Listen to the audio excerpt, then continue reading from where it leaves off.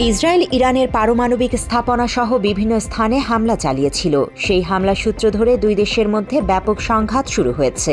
উভয় দেশই যুদ্ধাংদেহী মনোভাব নিয়ে একে অপরের উপর হামলা চালিয়ে যাচ্ছে।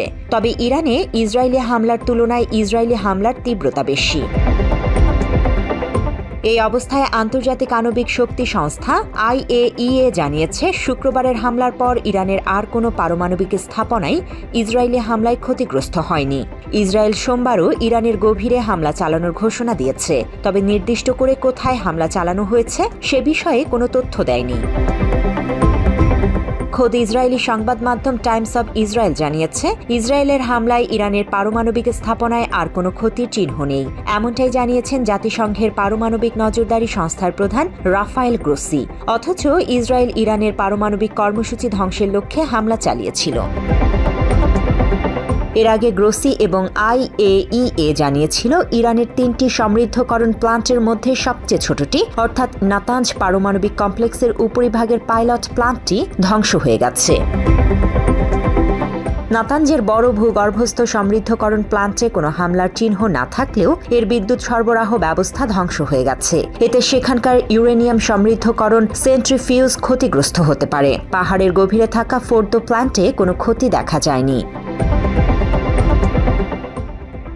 শুক্রবার হামলার পর থেকে নাতাঞ্জ জ্বালানি সমৃদ্ধকরণ প্ল্যান্ট সাইটে কোনো অতিরিক্ত ক্ষতি হয়নি। মূলত পাইলট জ্বালানি সমৃদ্ধকরণ প্ল্যান্টের উপরিভাগের অংশ ধ্বংস করে দিয়েছে ইসরায়েল। এর মধ্যে কেন্দ্রীয় রাসায়নিক পরীক্ষাগার, একটি ইউরেনিয়াম রূপান্তর প্ল্যান্ট, তেহরান চুলের জ্বালানি উৎপাদন প্ল্যান্ট এবং নির্মাণাধীন UF4 থেকে EU ধাতু প্রক্রিয়াকরণ সুবিধা ক্ষতিগ্রস্ত হয়েছে।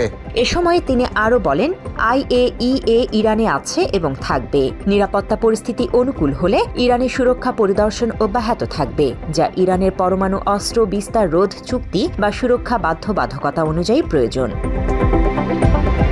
তবে সাম্প্রতিক সময়ে ইরান পরমাণু অস্ত্র বিস্তার রোধ চুক্তি থেকে বেরিয়ে যাওয়ার উদ্যোগ নিচ্ছে বলে জানা গেছে। এমনকি বিষয়টি ইরানের পার্লামেন্টেও আলোচিত হয়েছে। ইরানের পররাষ্ট্র মন্ত্রণালয়ের মুখপাত্র ইসমাইল বাঘাই জানিয়েছেন, পার্লামেন্ট পরমাণু অস্ত্র বিস্তার রোধ চুক্তি NPT থেকে বেরিয়ে আসতে একটি বিল নিয়ে কাজ করছে। তবে তেহরান এখনও গণবিধ্বংসী অস্ত্র তৈরির বিরোধিতা করে।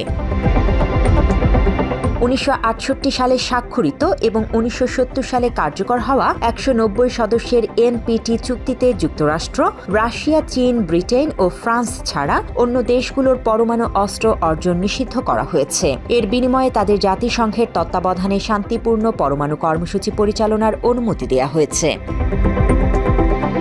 2018 সালে মার্কিন প্রেসিডেন্ট ডোনাল্ড ট্রাম্প ইরানের পরমাণু চুক্তি থেকে বেরিয়ে আসার পর এবং ইরানের অর্থনীতিতে মারাত্মকভাবে ক্ষতিগ্রস্ত করে এমন কঠোর নিষেধাজ্ঞা পুনরায় আরোপ করার পর ইরান ধীরে ধীরে চুক্তিটির অধীনে তাদের বাধ্যবাধকতা থেকে সরে এসেছে। পরিতাপের বিষয় হল যে ইসরায়েল ইরানের পরমাণু অস্ত্রের বিরোধিতা করছে, তারা নিজেরাই পারমাণবিক অস্ত্রের অধিকারী। যদিও দেশটি আনুষ্ঠানিকভাবে বিষয়টি কখনো স্বীকার করেনি। তবে পরমাণু ও সমরাস্ত্র নিয়ে কাজ করা Swedish think tank the Stockholm international piece research institute জানিয়েছে, ইসরায়েলের কাছে অন্তত 90টি পারমাণবিক অস্ত্র আছে। এরপরও ইসরায়েলও NPT চুক্তিতে স্বাক্ষর করেনি। এমনকি দেশটি IAEA এর নির্দেশিত পরমাণু নিরাপত্তা রক্ষা কবচ নির্দেশনাবলীও অনুসরণ করে না। তবে এই ইসরায়েলি আবার ইরানকে NPT মানতে বাধ্য করার জন্য সামরিক শক্তির আশ্রয় নিয়েছে। অথচ IAEA এর প্রধানের নেতৃত্বে প্রতিনিধি দল এখনও ইরানের পারমাণবিক বোমা বানানোর কোনো প্রমাণ পায়নি। এসবের মাঝে ইসরায়েল দাবি করেছে, তারা ইরানে হামলার আগে দেশটির পরমাণু অস্ত্র তৈরির জন্য প্রয়োজনীয় নকশার গুরুত্বপূর্ণ পরীক্ষা চালিয়েছে। ইসরায়েলি সংবাদ মাধ্যম টাইমস অব ইসরায়েলের প্রতিবেদনে বলা হয়েছে, ইরানে হামলার আগে ইসরায়েল জানতে পেরেছে তেহরানের বিজ্ঞানীরা পারমাণবিক অস্ত্রের নকশা প্রক্রিয়ায় সফল পরীক্ষা চালিয়েছে। এর ফলে ইরান মাত্র কয়েক সপ্তাহের মধ্যে বোমা তৈরি করতে সক্ষম হতে পারত, যদি তারা তেমনটা চাইত। ইসরায়েলের প্রাথমিক হামলায় নিহত সব বিজ্ঞানী বছরের পর বছর ধরে পারমাণবিক বিস্ফোরণ যন্ত্রের বিকাশে জড়িত ছিলেন। জান্নাতুল ফেরদৌস তমা, বাংলা এডিশন।